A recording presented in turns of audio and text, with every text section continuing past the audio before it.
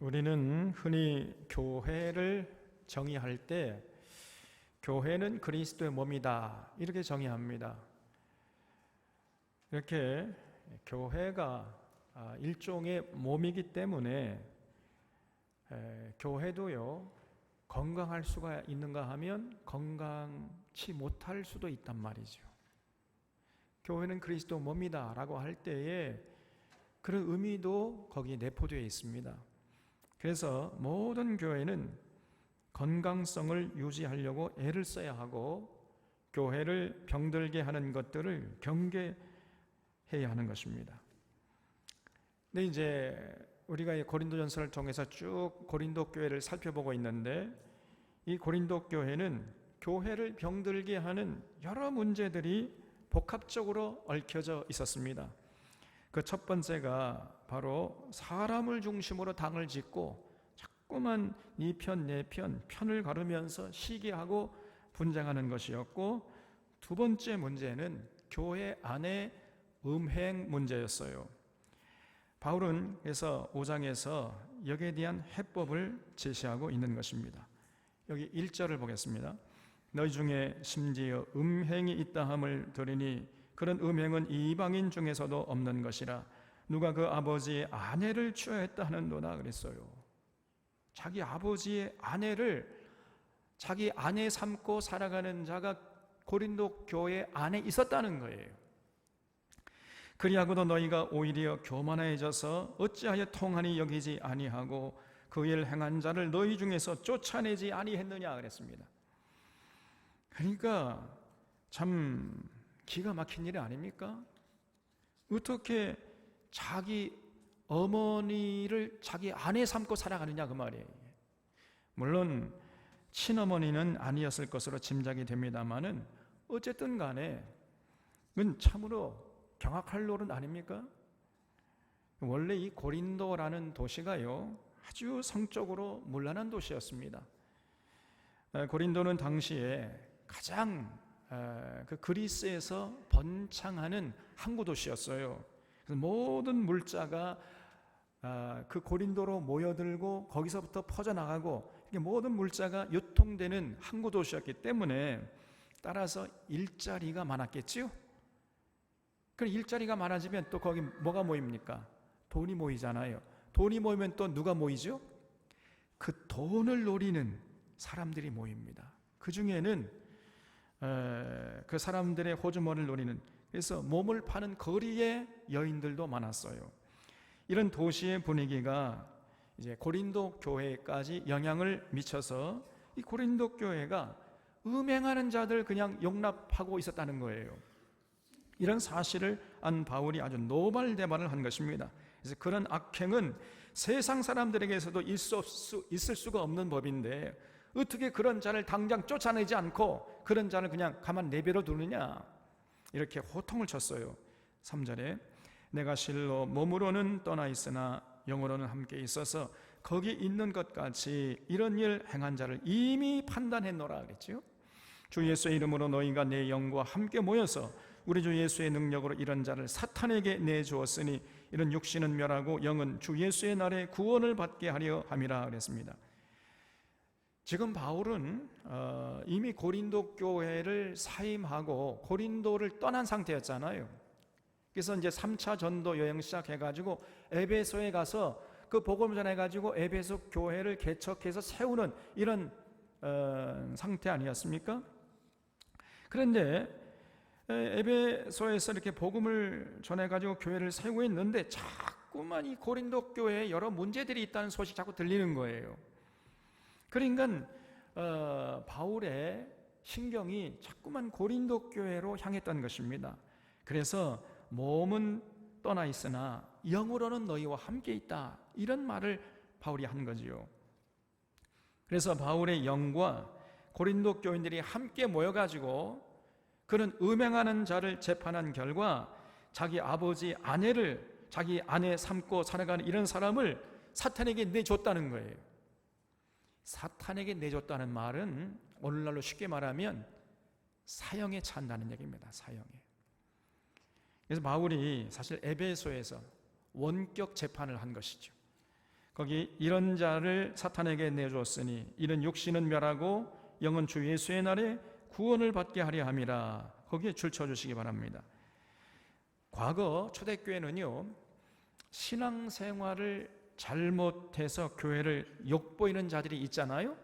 그러면은 반드시 징계했습니다. 오늘날 한국교회는 징계가 사라졌지만은 초대교회는요 반드시 징계했어요. 그래서 몇 번 권면해도 회개하지 않으면은 마지막에는 교회의 권위와 교회의 질서와 교회의 거룩함을 유지하기 위해서 그런 사람을 아주 출교해버렸어요. 그냥 교회 밖으로 내쫓아버린 겁니다. 교회 들어오지 못하도록 했어요. 그러니까 출교 조치할 때에는 내가 아무개를 사탄에게 내주노라 그러면서 그냥 쫓아내버린 겁니다. 그러면요 그런 사람은 며칠 못 살고 그냥 죽어버립니다. 그래서 비록 육신은 죽더라도 영혼이라도 하나님의 심판날에 구원받도록 하기 위해서 이런 출교 조치를 취한 것이죠.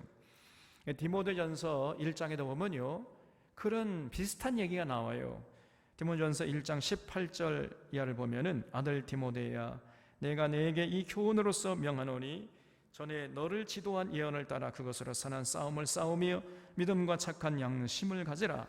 어떤 이들은 이 양심을 버렸고 그 믿음의 과연은 파선하였느니라. 그 가운데 후메네오와 알렉산더가 있으니 내가 사탄에게 내준 것은 그죠? 그럼 바울이 이 후메네오와 알렉산더를 그냥 사탄에게 내주노라 하면서 출교시켰다는 거예요. 내준 것은 그들로 훈계를 받아 신성을 모독하지 못하게 하려 함이라 그래서요. 그러니까 바울이 양심을 버리고 믿음을 저버린 후메네오와 이 알렉산더라는 사람을 사탄에게 그냥 내줘버렸어요. 그러면은 이 후메네오와 알렉산더가 도대체 무슨 죄를 지었길래 출교 조치를 했을까요? 디모데후서 4장 14절을 보면요 구리 세공업자 알렉산더가 내게 해를 많이 입혔음에 주께서 그 행한 대로 그에게 갚으시리니 너도 그를 주의하라. 그가 우리 말을 심히 대적했노라 그랬어요. 그러니까 후메네오와 알렉산더가 바울이 복음을 전해주잖아요. 그러면 그 앞에서 바울의 말을 그냥 그 즉시로 거부하고 희롱하고 조롱하고 대드는 것입니다. 그래서 자꾸 바울의 복음 전파를 회방했어요. 그래서 이런 자를 바울이 내가 너를 사탄에게 내주노라 이렇게 해서 교회에서 쫓아버린 것입니다. 그러면요 이런 사람들은 얼마 못 가서 죽어버려요. 그냥 여러분 이 죽어버리면 더 이상 죄는 짓지 않을 수 있잖아요. 그러니까 그런 사람들은 차라리 사는 것보다 죽는 것이 그 사람 자신을 위해서도 더 좋다는 거예요. 괜히 살아봤자 더 죄만 지을 뿐 아닙니까?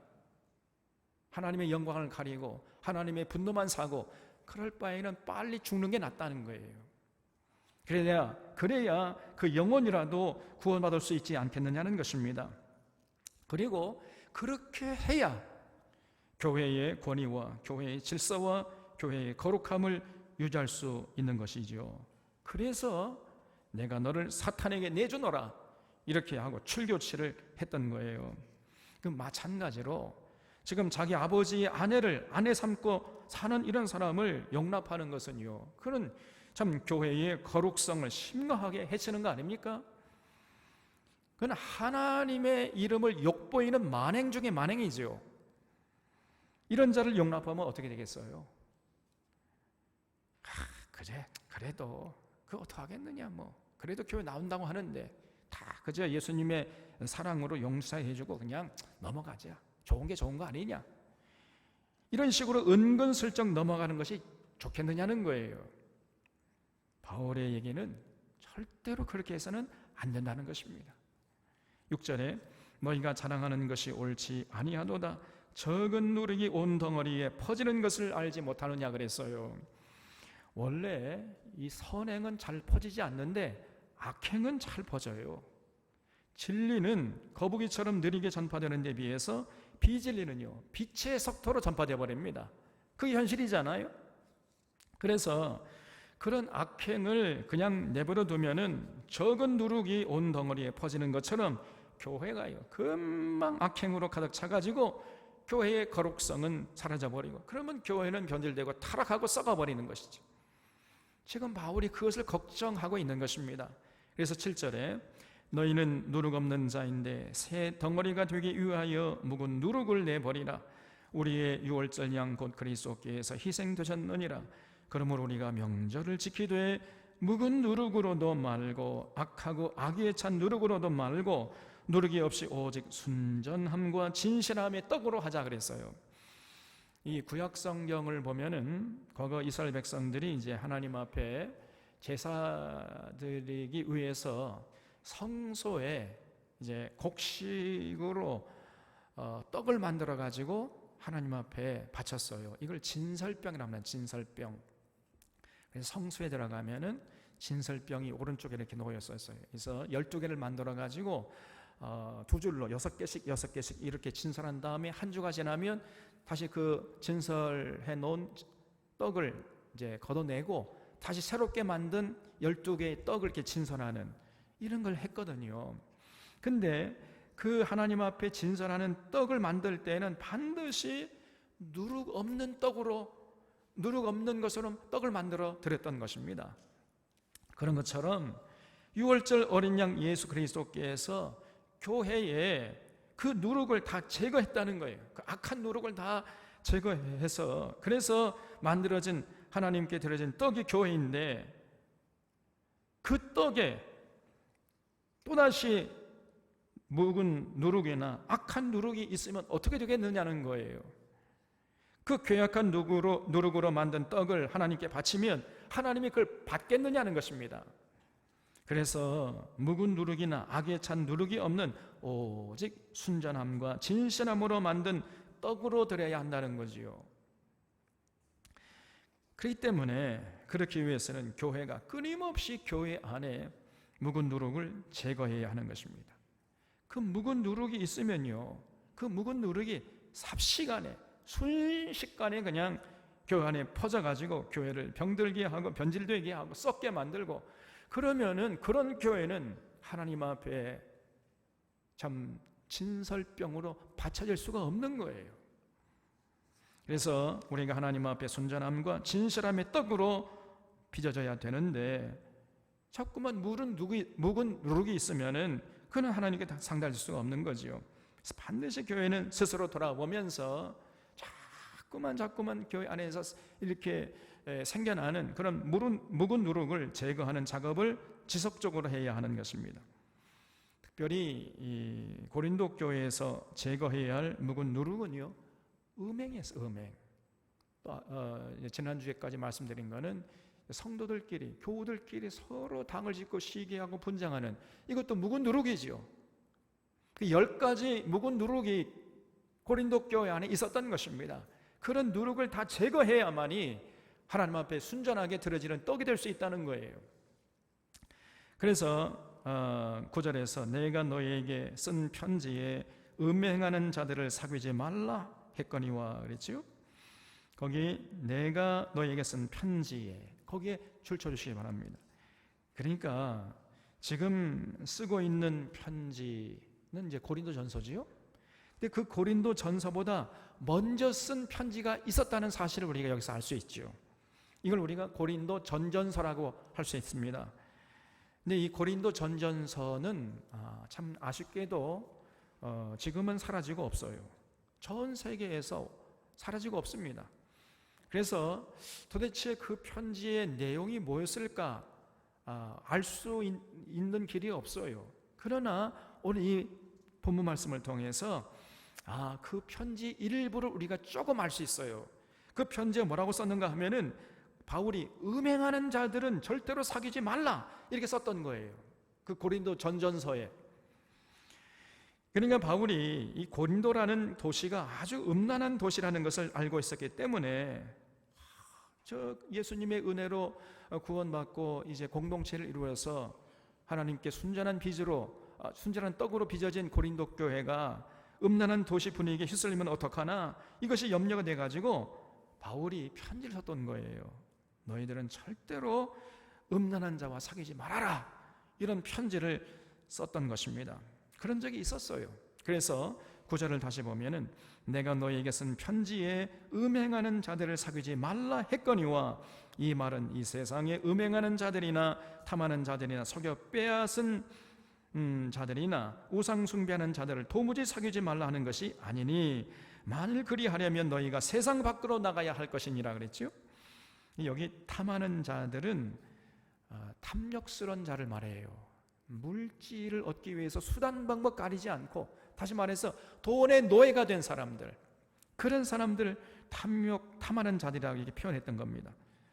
그리고 여기 속여 빼앗는 자들은 강도나 도둑이나 사기꾼을 말하는 거겠지요. 그러니까 지금 바울의 요지는 교회 밖에서, 교회 안에서가 아니라 교회 밖에서 음행하는 자들이나 탐욕스럽게 큰 물질을 얻기 위해서 수단 방법 가리지 않고 사기치고 도둑질하고 강도짓하는 이런 사람들이나 우상 숭배하는 자들, 이런 사람들은 사귀지 말라, 그런 말이 아니라는 거예요. 아니, 세상에 나가면은 그런 사람들이 많잖아요. 그런 사람들이 많은데 그런 사람들을 사귀지 않으려면은 어떻게 세상에서 살아갈 수 있겠습니까? 그런 사람을 세상에서 사귀지 않으려면요, 세상을 등지고 속세를 버리고 그냥 우리끼리 모여가지고 저 하늘만 바라보며 살다가 죽을 수밖에 없는 거 아니겠습니까? 그렇게 되면요, 그런 자들과 상종을 하지 않으려면은 사업도 할 수가 없는 거 아닙니까? 그러면 뭐 직장도 다닐 수 없는 것이고 속세를 버리고 산속에 들어가서 살다가 죽을 수밖에 없잖아요. 그렇기 때문에 그런 말이 아니고, 교회 안에서 음행하고 개걸스럽게 물질을 탐하고 사기치고 도둑질하고 강도질하고 우상 숭배하는 이런 자들은 절대로 사귀지 말라는 그런 얘기예요. 사귀지 않을 뿐 아니라 그런 자들은 빨리 교회 밖으로 어떻게 하라고요? 쫓아내버리라는 겁니다. 그런 자들 교회 안에 내버려 두면 안 된다는 거예요. 그래서 11절에 이제 내가 너에게 쓴 것은 만일 어떤 형제라 일컫는 자가, 바로 이것이 교회 안에 있는 교인들을 말하는 거지요. 형제라고 일컫는 자가 교회 안에서 이런 짓을 하면 그건 용납해서는 안 된다는 것입니다. 형제라 일컫는 자가 음행하거나 탐욕을 부리거나 우상 숭배를 하거나 모욕하거나 술 취하거나 속여 빼앗거든 사귀지도 말고 그런 자와는 함께 먹지도 말라 함이라. 밖에 있는 사람들을 판단하는 것이야. 이 밖에 있는 사람들은 세상 사람들이죠. 세상 사람들이야 내게 무슨 상관이 있으려마는 교회 안에 있는 사람들이야 너희가 판단하지 아니하리야. 밖에 있는 사람들은 하나님이 심판하시려니와 이 악한 사람은 너희 중에서 쫓아내라 그랬어요. 여러분, 세상 사람들이 음행하는 것이야 어쩔 수가 없잖아요. 교회가 뭐 그런 세상 사람들, 교회 밖에서 음행하는 그런 사람들 이래라 저래라 할 수 있는 권한이 있습니까? 그런 권한이 없어요. 그러나 교회 안에서, 교회에 들어와 가지고 교인들이 음행할 때에는요, 이래라 저래라 할 수 있는 권한이 있어요 없어요? 그때는 있는 거지요. 그래서 교회 안에서 음행하는 자들은 절대로 용납하지 말고 교회 공동체 밖으로 쫓아내버려라, 이런 얘기인 것입니다. 그래서 그렇게 묵은 누룩을 제거해서 교회의 건강성을 지키라는 거예요. 그런 일을 소홀히 했다가는 마치 작은 누룩이 온 덩어리에 퍼지는 것처럼 교회가 변질되고 병들 수밖에 없는 것이고, 그러면 교회는 이제 무너지게 되는 거지요. 여러분, 오늘날 우리가 이런 바울의 권면을 마음 깊이 새겨야 합니다. 오늘날에도 교회의 거룩성을 훼손하는 참 묵은 누룩들이 여러 가지가 들어와 있어요. 이미 교회는 하나님의 은혜와 진리로 무장해야 하는데 오늘날 교회가요, 기복신앙과 번영신앙에 물들어 있고 또 거짓 방언으로 대표되는 이 신비주의 신앙에 전부 물들어 있어요. 이것이 교회를 병들게 하고 변질되게 하고 썩게 만들고 무너지게 하는 것이다. 이게 바로 교회에 악한 묵은 누룩이에요. 또한 이단성에 짙은 이 거짓된 가르침들이 난무하고 있습니다. 성경을 잘못 해석하고 잘못 적용하게 하는 이런 잘못된 해석들, 잘못된 주장들이 교회 안에 지금 넘쳐나고 있어요. 특히 1,000번째 헌금을 많은 교회에서 강조하고 있는데 이런 것들이 전부 교회를 병들게 하는 묵은 누룩들이에요. 그러므로 철저히 이런 괴약한 누룩들을 제거하는 데 함께 힘을 합해야 하는 것입니다. 그래야 교회가 하나님께 거룩한 떡으로 드릴 수 있는 것이지요. 그리고 그런 건강한 교회를 이루어야 그 교회 구성원들이 하나님이 주시는 모든 복을 받아 누릴 수 있는 것입니다.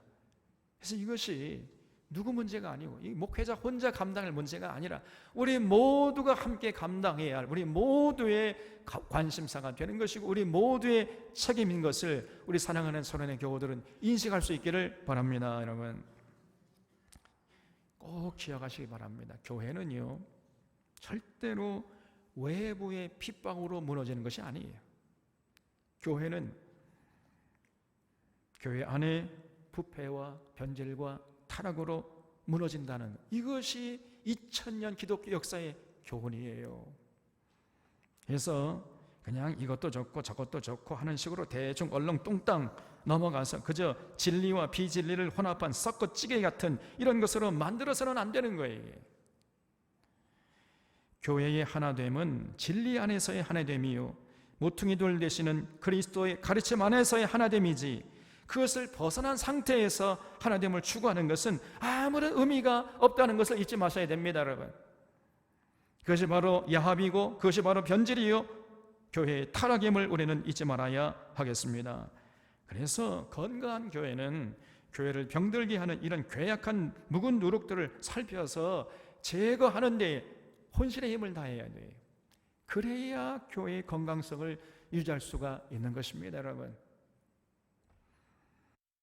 특히 고린도 교회를 병들게 했던 음행 문제는 오늘날에도 여전히 심각해요. 고린도전서 6장 18절에서 바울이 이렇게 말씀하고 있습니다. 음행을 피하라. 사람이 범하는 죄마다 몸 밖에 있거니와 음행하는 자는 자기 몸의 죄를 범하느니라 그랬습니다. 너희 몸은 너희가 하나님께로부터 받은 바 너희 가운데 계신 성령의 전인 줄을 알지 못하느냐. 너희는 너희 자신의 것이 아니라 값으로 산 것이 되었으니 그런즉 너희 몸으로 하나님께 영광을 돌리라 그랬어요. 오늘 우리 사론의 교우들은 이 바울의 권면을 마음 깊이 새길 수 있기를 바랍니다. 요즘 우리 사회가요 얼마나 이 성적 타락이 심한지 모릅니다. 성적인 상상을 자극하는 음란 패설들이 난무하고 있어요. 그런 음란 패설을 듣고 그저 키득키득 웃고 있는 그것이 바로 이 사탄의 웃음이에요. 교회에서는 이런 음란 패설도 용납해서는 안 돼요. 요즘 사회에서도요 이 성희롱을 엄격하게 규제하고 있지 않습니까? 직장 상사라도 함부로 자기 부하 직원들 이런 성희롱을 했다가는요 금방 자리가 날아갑니다. 이제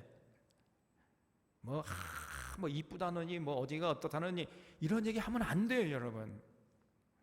그것이 바로 성희롱이 되는 것입니다. 굉장한 요즘에는 사회적으로도요 법적 제재를 받고 있습니다. 그런데 거룩한 교회에서 이런 것들을 용납해 있어야 되겠습니까? 절대로 이런 말들은 입 밖에 내서도 안 되는 거예요. 여러분 그런 말들이 성도의 영혼을 갉아먹는 묵은 누룩이 되는 거예요. 요즘 우리 사회를 돌아보면요 겉의 아름다움을 추구하는 이런 분위기가 있잖아요. 속은 텅 비고 썩어 문드러져도 그저 겉만 번지르르 하면은 사람들에게 인정받는 이런 사회 분위기예요. 몇 년 전에는요 모 정당의 대표라는 사람이 요즘 룸살롱에 가면은요 자연산을 선호한다는 거예요. 이런 말 서슴없이 합니다. 뭐 정당의 대표라는 사람이 이런 말을 해. 여러분 이런 세상의 흐름을 우리 사랑하는 사론의 교우들은 온몸으로 거부하시기를 바랍니다. 모른즉 예수 믿고 구원받은 성도들은 육체의 아름다움보다 영혼의 아름다움을 추구해야 할 줄로 믿습니다. 외모를 아름답게 꾸미기보다는요 마음과 생각을 아름답게 꾸며 나가려고 애를 써야 돼요. 왜 그래요? 여러분 이 육체의 아름다움, 육체의 향기는 1년도 못 가고 10리도 못 가지만은 영혼의 향기는 1000년을 가고 1000리를 가는 법이에요. 또 현재 국회에서는요, 우리 사회에 소수자들의 인권도 보장해야 한다는 논의가 한창이지요. 그래서 이제 법제화 시키려고 하고 있습니다. 그래서 성소수자들인 동성애자들의 권리도 보장해줘야 된다, 이렇게 지금 나오고 있어요. 이런 분위기에 편승해서 교회에서도 동성애자들의 인권을 인정해야 한다는 의견이 지금 만만치 않게 대두되고 있습니다. 실제로 동성애는 이거 죄가 아니다, 이렇게 얘기하는 교회들도 여럿 있어요. 미국에서는 이미 몇 년 전에 연방대법원에서 동성 결혼을 합법이라고 아예 결정을 해버렸습니다. 그래서 우리 교단과 교류하고 있는 미국 장로교단에서도 동성애자들도 목회자가 될 수 있다, 이런 결의를 해버렸어요, 미국 장로교단이.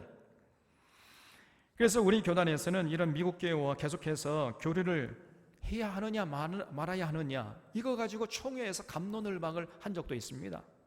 지금 세상이 이렇게 돌아가고 있어요. 이런 상황에서 우리는 이 동성애에 대해서 어떤 입장을 취해야 하겠습니까? 여러분, 성경은요, 결단코 동성애를 인정하지 않습니다.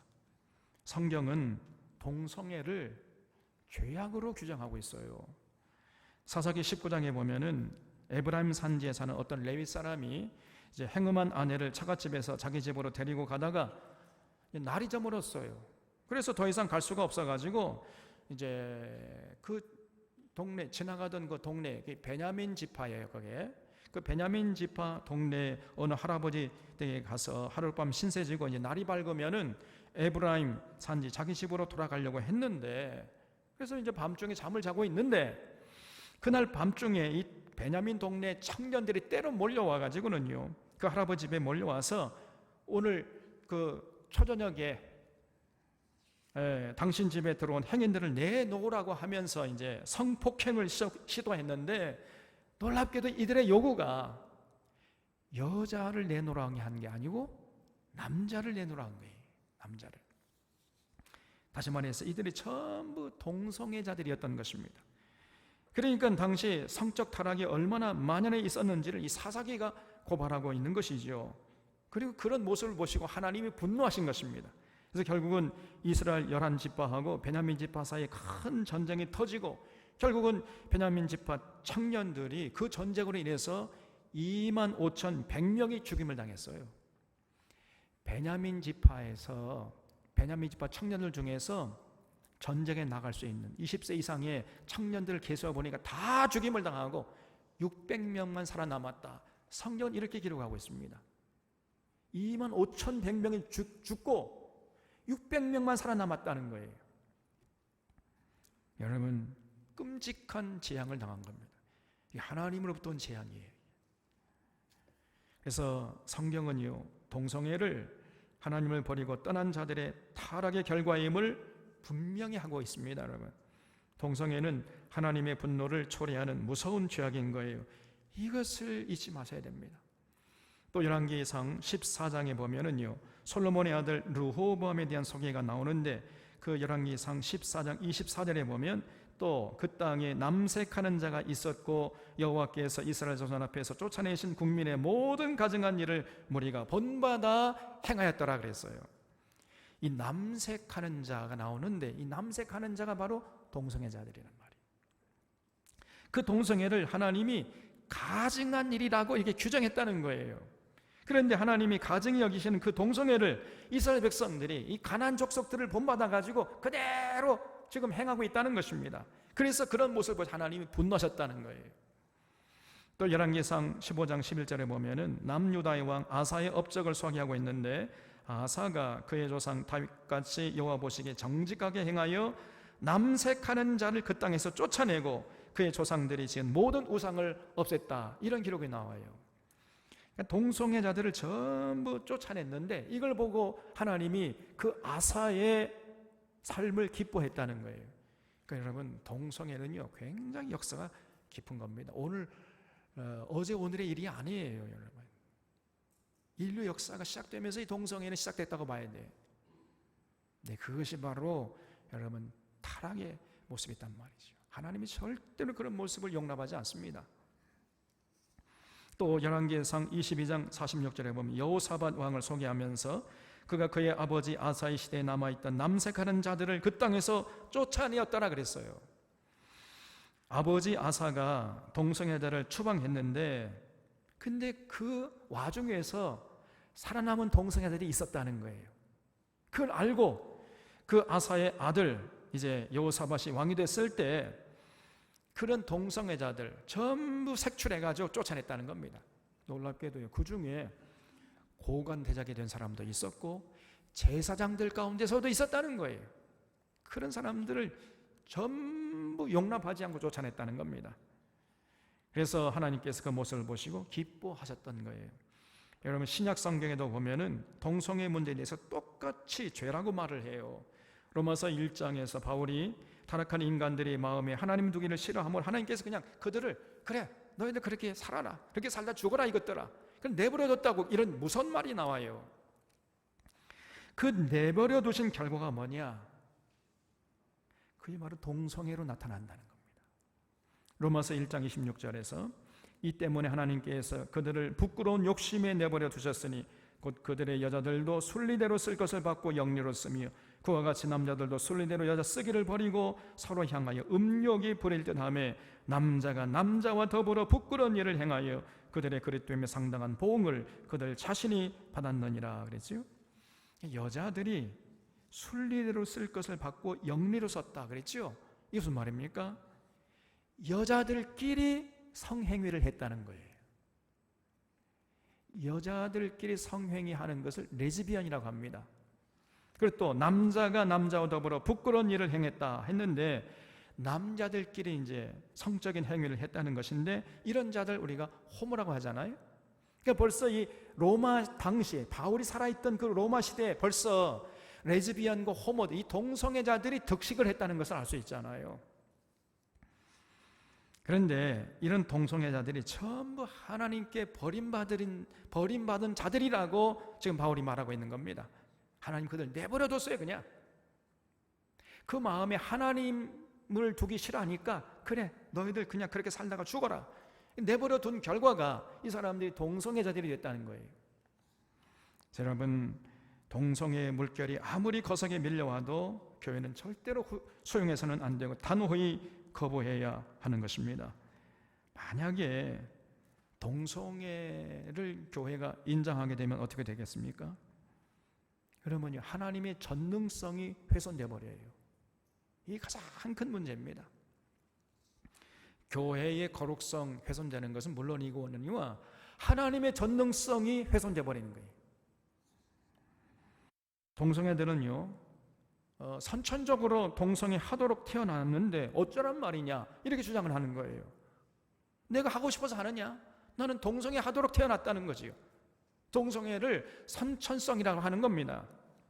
만약에 그것이 사실이라면은 하나님이 동성애를 하도록 창조해 놓고 동성애를 지금 죄악으로 규정해 놓고 있잖아요. 그럼 하나님이 모순이지 않았습니까?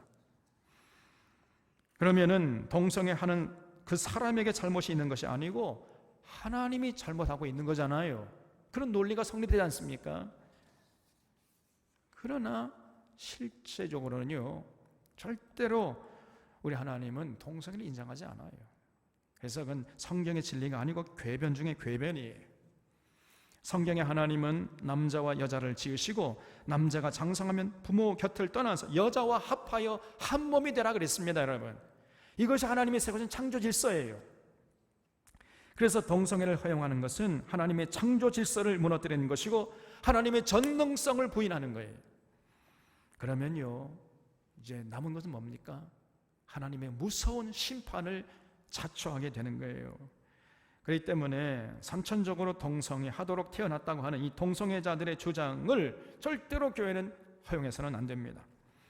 그것이 바로 악에 찬 묵은 누룩이에요. 여러분 모든 동성애는요 이거는 선천적인 것이 아니고 후천적인 것입니다. 죄의 결과예요. 죄의 결과. 동성애를 하다가 동성애에서 벗어난 사람들이 많아요, 여러분. 동성애로부터 벗어난 사람들이 예수 믿기도 하고 목사가 되기도 했습니다. 근데 그 사람들이 공통적으로 하는 말이 있어요. 그게 뭐냐? 동성애는 절대로 선천적인 것이 아니고 후천적인 것이다, 이렇게 얘기해요, 그 사람들이. 그래서 이성 간에는 사랑을 못 느끼고 동성 간에만 사랑을 느끼는 상태로 태어난 사람이 있다고 할지라도 그 사람은 치료해야 할 환자지 인정하고 존중해줘야 할 대상이 절대로 아닙니다, 여러분.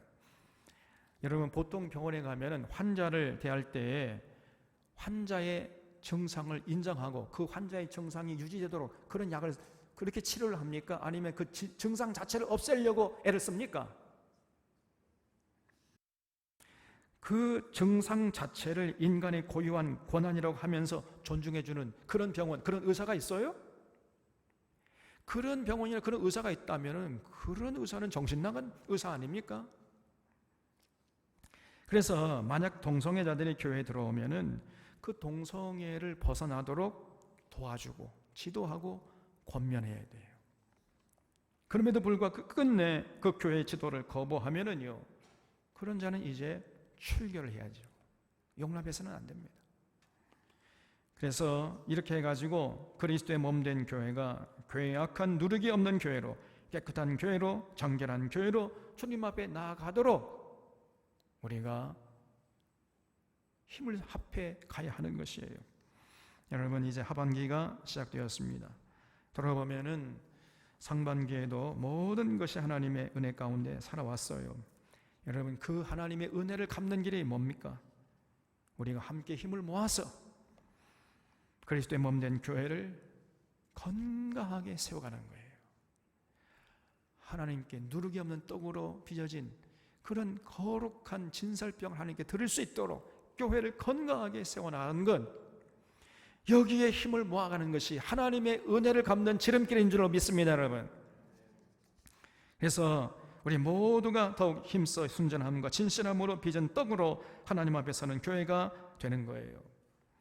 그렇기 위해서는 우리 안에 우리도 모르는 사이에 들어와서 퍼지는 이 괴악한 묵은 누룩이 없는지 우리가 끊임없이 돌아보고 제거하는 그런 작업을 해 나가야 하는 것입니다. 그래서 오늘날 한국교회 안에 들어오니 묵은 누룩들이 많다 그랬어요. 기복신앙, 신비주의 신앙, 이 거짓된 방언기도, 그리고 일천번제, 헌금 등 이런 거짓된 가르침을 절대로 용납하지 않고 특별히 몸과 마음을 깨끗하게 잘 유지해서 하나님께 영광 돌리는 건강한 교회를 함께 세워가는 우리 모두가 되어주시기를 주님의 이름으로 부탁드립니다. 기도하겠습니다.